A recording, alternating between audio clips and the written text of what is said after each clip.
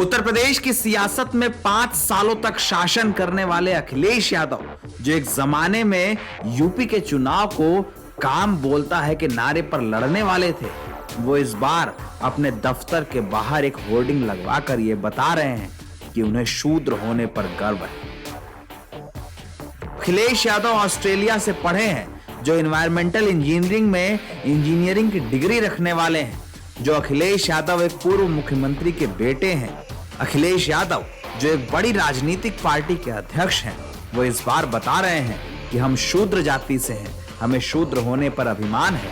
वही अखिलेश यादव, जो इस देश के सबसे बड़े सूबे के सबसे युवा मुख्यमंत्री थे। इन अखिलेश यादव को राजनीति में आने के बाद लोगों ने यह कहा था कि इस बार जाति की राजनीति का अंत होगा।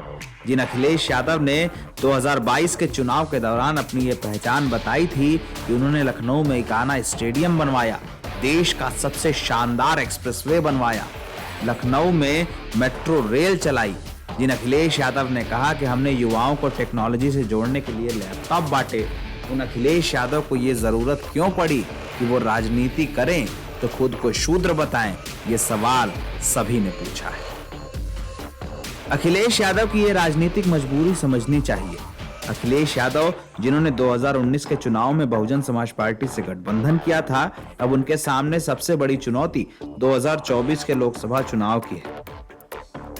अखिलेश यादव को मायावती से गठबंधन करने का कोई खास फायदा नहीं हुआ था। हालांकि मायावती को फायदा मिला और दलित और पिछड़ों का वोट बैंक एक साथ जुड़ गया। मायावती के 10 सांसद संसद पहुंच गए। अखिलेश यादव इसी वोट बैंक को हथियाने की कोशिश में है। लेकिन अंबेडकरवादी और दलित होने की राजनीति करना इतना आसान कहां है। उत्तर प्रदेश की राजनीति में अगर दलित वोटरों को अपने पाले में करना है तो उस वर्ग को भी अपने पाले में करना होगा जो बहुजन समाज पार्टी का वोट बैंक है। वो वोट बैंक जिसके लिए मनुवादी सत्ता का विरोध राजनीतिक मुद्दा है। वो वोट बैंक जो अगड़ी और पिछड़ी की राजनीति करता है। वो वोट बैंक जिसके लिए तिलक, तराजू और तलवार के आगे दलित वोट बैंक ज्यादा कारगर है।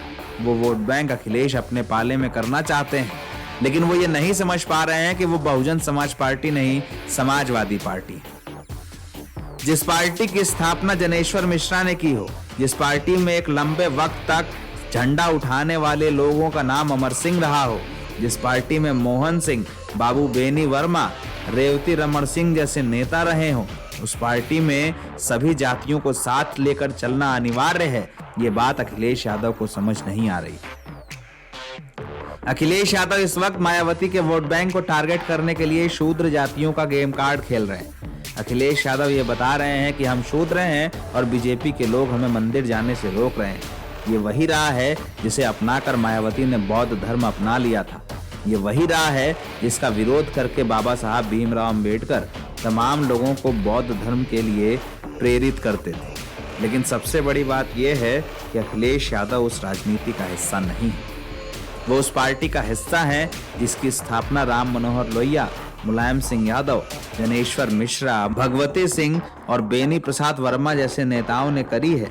वो उस पार्टी को नहीं समझ पा रहे हैं। ये एक दुखद बात है। जिन अखिलेश यादव को युवा राजनीति का एक अध्याय कहा जाता था, जो अखिलेश यादव 5 वर्षों तक उत्तर प्रदेश में 18 लाख लैपटॉप, 350 किलोमीटर की सड़कें, देश का सबसे शानदार एक्सप्रेसवे, लखनऊ की मेट्रो, उत्तर प्रदेश की स्कॉलरशिप, लोहिया आवास और तमाम बातें कहते थे, उनको शूद्र कहने की राजनीति पर क्यों आना पड़ा, ये बात किसी के पल्ले नहीं पड़ रही है। लेकिन राजनीतिक मजबूरी, राजनीतिक अपरिपक्वता ना बने, इसके लिए सभी लोग उन्हें चेता रहे हैं।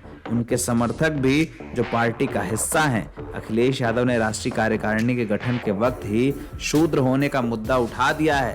वो जातीय जनगणना की बात कर रहे हैं, लेकिन उन्हें ये बात समझनी होगी कि यादव दलित का कॉम्बिनेशन बना भी लिया तो अगड़ी जातियों का वोट बैंक चाहिए होगा। उन्हें चाहिए होगा नॉन यादव ओबीसी वोटर्स का वोट बैंक। दलित होने की राजनीति सिर्फ जाति की राजनीति नहीं होती। राजनीति अगर पिछड़ों की करनी है तो ये बात समझना होगा कि सर्वसमावेशी विचार क्या होता है।